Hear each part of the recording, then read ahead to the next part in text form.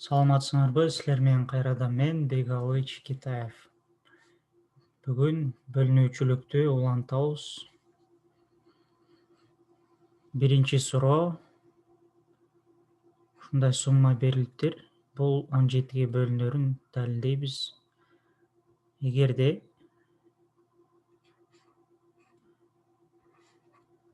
16-ны 7ге бөлсөк, калдык канча болот? 17ге бөлсөк, бул калдык минус 1 болот.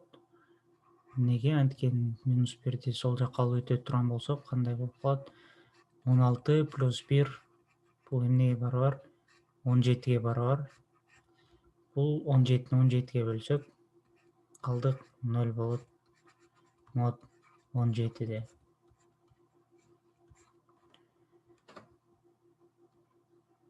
Ушундай алып чыгара турган болсок, анда 2 менен бул жерде 16га чейинки сан кайсы? 15 болот анда бул жерде. 2 менен 15'ти ошондо пара кыла ала турган болсок, 15'ти мод 17ден канча болот? Минус 2 мод 17. Неге? Анткени бунду алып өтө турган болсок, 15 плюс 2 болуп калат. Бул экөөнүн суммасы 17. Бул калдык 0 берет 17ге бөлүнгөндө.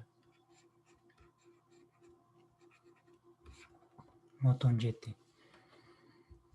Эгерде ошондой кылып ала турган болсок, анда эмне болуп калат? Бул 1 менен 16-ны алсак, 16-нын даражасы 1999 плюс 1'дин даражасы 1999 десек, 1999 17ге бөлө турган болсок, калдык канча болот? Бул жерде 16 эмне дедик? Мод 17 минус 1 берет дедик. Ордуна минус 1 жаза турган болсок, 16-нын ордуна даражасы 1999 плюс 1 999. Бул жерде даражасы так сан болгондо, эгерде бул жер минус болсо, анда ар дайым кандай болуп чыгат? Минус 1 болуп чыгат. Так сан, даражасы так болгондо. Бул жерде плюс 1'ден эмне чыгат? 1.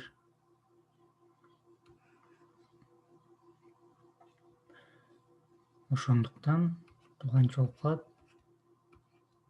0 мод 17.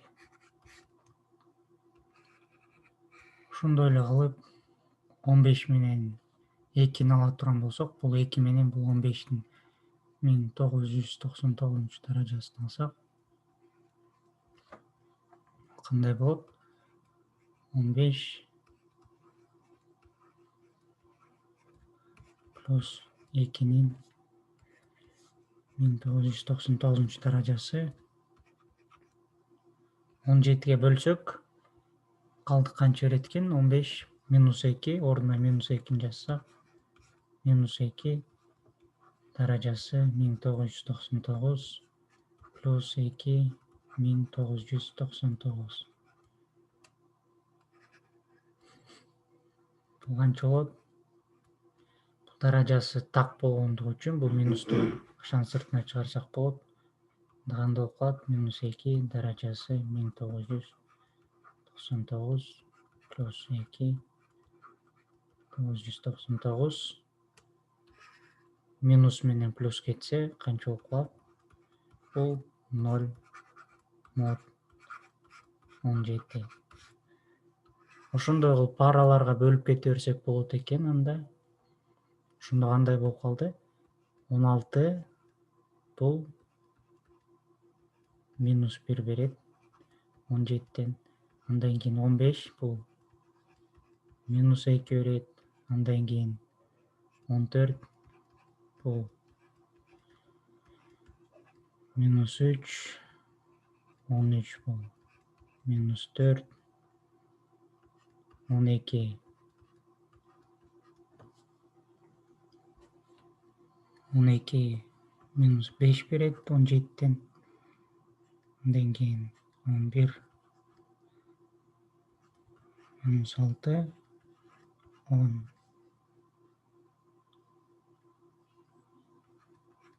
Бул канча берет? Минус 7. Андан кийин 9. Бул минус 8.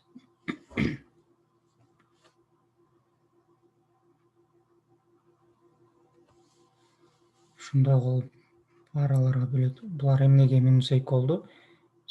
2 минус 2'ni сол жакка алып өтсөк, 15 менен 2'nin суммасы 17, бул 17ге бөлүнүп калат. Ошондой эле болуп, булардын баары ошондой эле болот. Мисалы, бул жерде 10 менен минус 7 эмнеге? Анткени минус 7'ni сол жакка алып өтсөк, экөөнүн суммасы 17 болуп, 17ге 0 берип калат, мод 17. Ошондой кылып параларга бөлүп ала турган болсок, анда кандай кылабыз? Бул 16'нын бул жерде даражаларды кандай кылабыз? Ошондо 1 менен 16'ны жазып алабыз. Бул даражасы, бул жер 1999. Бул жер да 1999.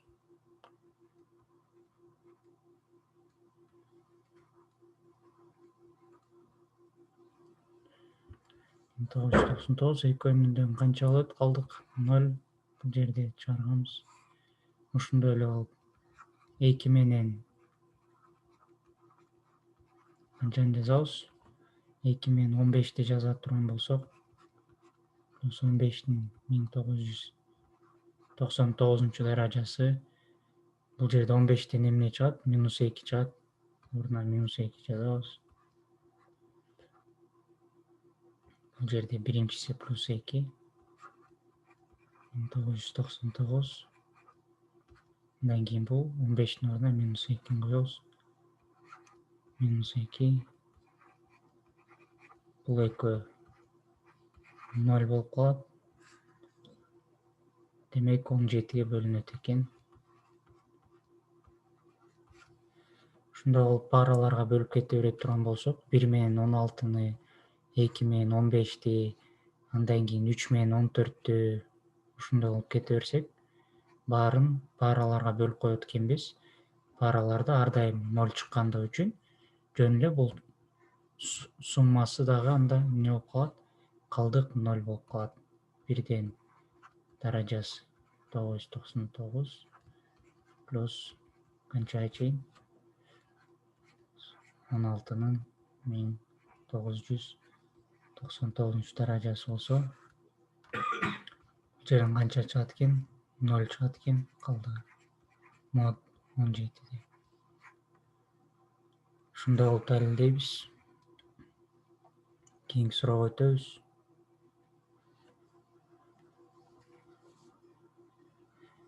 Бул суроодо π жөнөкөй сан экен. Андан кийин π минус 1 k'дан чоң же барабар. К болсо 1ден чоң же барабар экен. Анда бул сан πге бөлүнөт экен далилдегиле дейт. Бул кандай сан жазсаң да бул жер C болгондугу үчүн бул ар дайым кандай болот? Бул деген бүтүн сан болот ар дайым. Ошондуктан мисалы бул кандай жазылат? π факториал бөлүнгөн k факториал көбөйтөбүз π минус k факториал.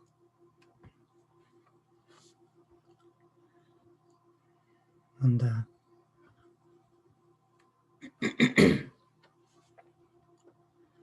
ушул сан πге бөлүнөт экен далилдегиле дейт.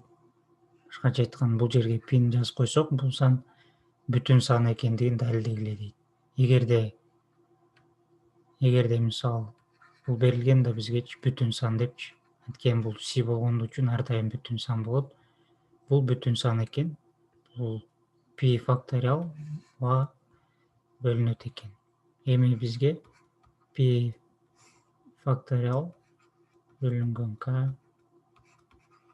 π минус k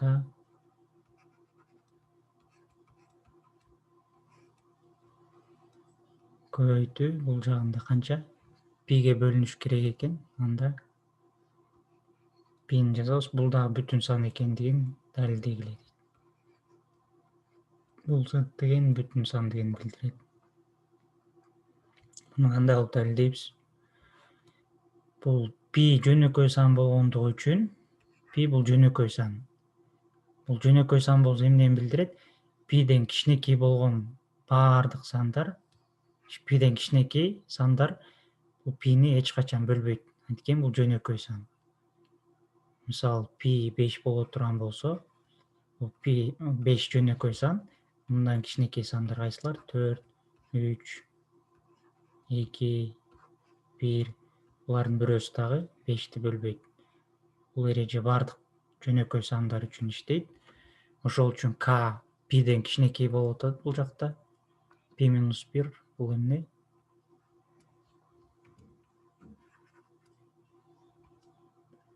Пи минус 1 бул кичинекей канчадан? Пиден. Ошондуктан k бул пиден кичинекей экен. Анда эмне? Анда k бул пини бөлбөйт экен эч качан. Ошондой эле пи минус k, пи бул чоң канчадан? Пи минус k'дан. Анткени бул k натуралдык сан. Бул жерде берилген 1ден чоң же барабар деп. Ошондуктан пи ар дайым пи минус k'дан чоң. Анда эмне болуп калат? Бул пи минус k дагы пи жөнөкөй сан болгондугу үчүн эч качан пини бөлбөйт экен. Анда бул жерде карай турган болсок, бул k факториал деген эмнени билдирет? Бул k'дан баштап k'дан кичинекей баардык сандардын көбөйтүндүсү 1ге чейин барат. Бул жерде баардык сандар k андан кийин k'дан кичинекей сандар. Ошондуктан бул жерде эмне деди элек? Пиден кичинекей сандардын бирөөсү да пини бөлбөйт. Анткени пи жөнөкөй сан. Анда бул жерде бир дагы сан пини бөлбөйт экен. Ошондой эле кылып пи минус k факториалды карай турган болсок, кандай болуп калат? Бул жерде пи минус k факториал. Бул пи минус k пиден кичинекей дегенбиз бул жерде. Ошондуктан бул жерде сандар дагы баары пиден кичинекей болот. Канчага чейин? Көбөйтүү 1ге чейин барат. Бирок булардын баары пиден кичинекей болгондугу үчүн бирөөсү дагы пини бөлбөйт. Анда эмне болуп калат? Бул сан дагы пини бөлбөйт экен. Пи буларга бөлүнбөсө, анда кандай кылып жазып алсак болот? Пи көбөйтүү пи минус 1 факториал бөлүнгөн.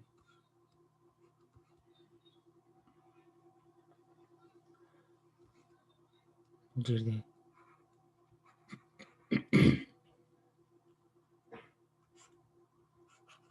пи минус k факториал. Бул жерде бул эмне деп берилген? Суроодо бул бүтүн сан деп берилген.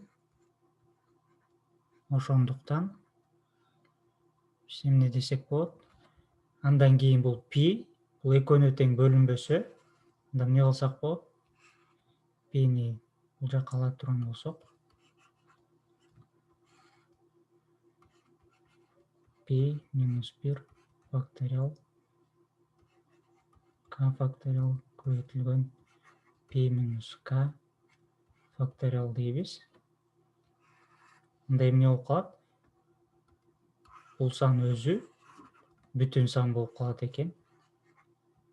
Анткени пи буларга бөлүнбөгөндүгү үчүн бул менен кыскарбайт. Демек, бул пи минус 1 факториал буга бөлүнөт экен. Анда эгерде бул жерде эмнени далилдеш керек эле бизге? Бул жерге пини жазып койсок, бул дагы бүтүн сан болуп калат экенин далилдеш керек эле. Эгерде бул жерге пини кошо турган болсок, ылдый жагына кандай болуп калат? Пи, бул пи менен пи кыскарылса, бул пи минус факториал буга бөлүнөт дегенбиз. Демек, бул дагы бүтүн сан болуп калат экен. Далилдедик. Кийинки суроого өтөбүз.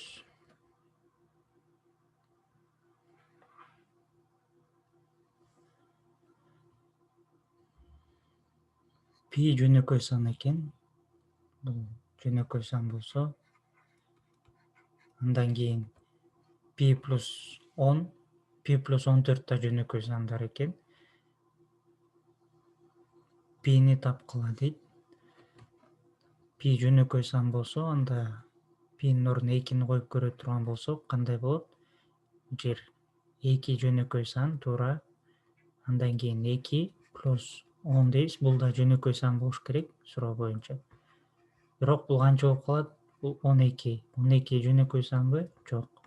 Анткени бул 3кө бөлүнөт, 4кө да бөлүнөт, 6га да бөлүнөт. Ошондуктан бул жөнөкөй сан эмес. Демек пи 2 боло албайт экен. Андан кийин эгерде пи барабар 3 десек кандай болот? Пи 3 болот. Бул жөнөкөй сан. Андан кийин пи плюс 10 дейбиз.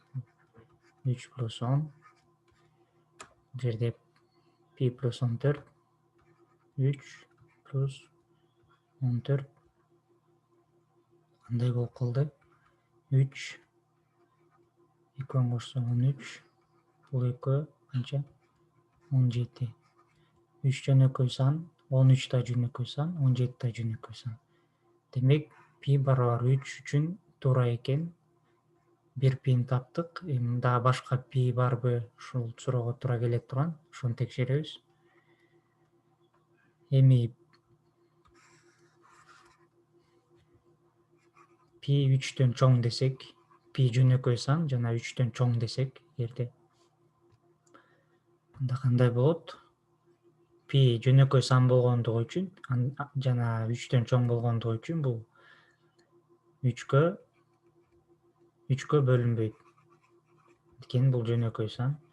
Анда кандай калдыктарды бериш мүмкүн? 0 бере албайт. Анда кандай бериш мүмкүн? Же 1 берет, же 2. Анткени 3төн кичинекей сандар бул 1 жана 2 эле бар. Калдык ар дайым ошондо 1 же 2 болот экен. Эгерде бул жерде калдык 1 болот десек, пи эгерде пи 3кө бөлгөндө калдыгы 1 болот десек, анда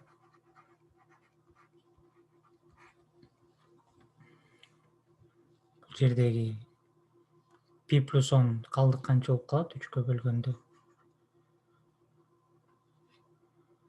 Жок, пи плюс 14 текшеребиз. Пи плюс 14 калдык канча болуп калат? Пи плюс 14. Пинин ордуна 1ди коебуз. Бул жер 1 плюс 14. Бул канча барабар? Бул 15. 15ти 3кө бөлө турган болсок, калдык канча болот? 0 болот, анткени 15 3кө бөлүнөт. Ошондуктан бул пи плюс 14 жөнөкөй сан эмес экен. Бирок бизге эмне эле жөнөкөй сан болуш керек. Ошондуктан бул туура эмес экен. Эми бны текшеребиз. Калдык эгерде 2 болсо дейбиз. Калдык 2 болсо, мод 3тө. Анда кандай болот? Бул жерде пи плюс 10ду текшере турган болсок,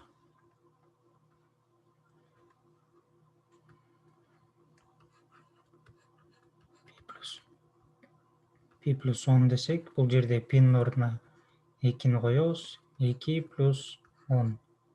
Бул канчага барабар? Бул 12 мод 3. 12 3кө бөлүнөбү? Ооба, бөлүнөт. Демек, бул жерде калдык канча экен? 0. Бул сан 3кө калдыксыз бөлүнөт экен. Анда бул жөнөкөй сан эмес. Ошондуктан бул да туура эмес болуп калат. Калдык 2 да боло албайт экен, 0 дагы боло албайт экен, жана 1 дагы боло албайт экен. Ошондуктан эмне дейбиз? Пи барабар 3 бул жалгыз жооп экен. Башка жооп жок. Кийинки суроо.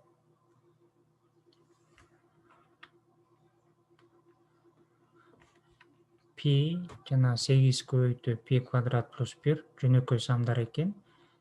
Анда пини тапкыла дейт. Бул жерде дагы эгерде пи жөнөкөй сан болсо, эгерде 2ге барабар десек, текшеребиз. Туура келеби, келбейби? Да 8 p квадрат плюс 1 бул канчага барабар болуп калат? 2-ни коебуз пнын ордуна. Бул 8 көбөйтүү 2-нин квадраты плюс 1. Бул канчага барабар? Бул 4. 8-ти 4кө көбөйтөбүз. Канча? 32. Да бул жерге 32 плюс 1. Бул канчага барабар? Бул 33кө барабар. А 33 бул жөнөкөй сан эмес. Анткени бул 11ге бөлүнөт, 3кө дагы бөлүнөт. Ошондуктан пи 2 боло албайт экен. Эми эгерде пи барабар 3'тү текшерсек, пи барабар 3 дейбиз. Анда 8 p квадрат плюс 1 бул жөнөкөй сан болуш керек. Текшеребиз, жөнөкөй санбы? 8 көбөйтүү пнын ордуна 3'тү кое турган болсок, 3'түн квадраты плюс 1. Бул эмнеге барабар? Көбөйтүү 3'түн квадраты бул 9 плюс 1. Бул барабар канча?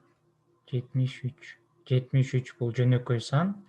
Демек, бул туура экен. Пи барабар 3 болсо, жооп туура келет экен. Эми дагы башка ушул суроого туура келе турган башка пилер барбы текшеребиз. Эгерде пи 3төн чоң десек жана жөнөкөй сан десек, анда эмне болуш керек? Анда 8 p квадрат плюс 1 жөнөкөй сан болушу керек. Ошондой пилерди издейбиз. Бул жерде пи 3төн чоң болсо жана жөнөкөй сан болсо, демек бул пи 3кө бөлүнбөйт.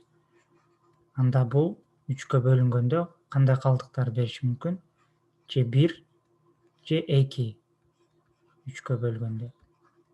Вот 3. Эгерде биринчи пи калдык 1 берет деп текшерсек,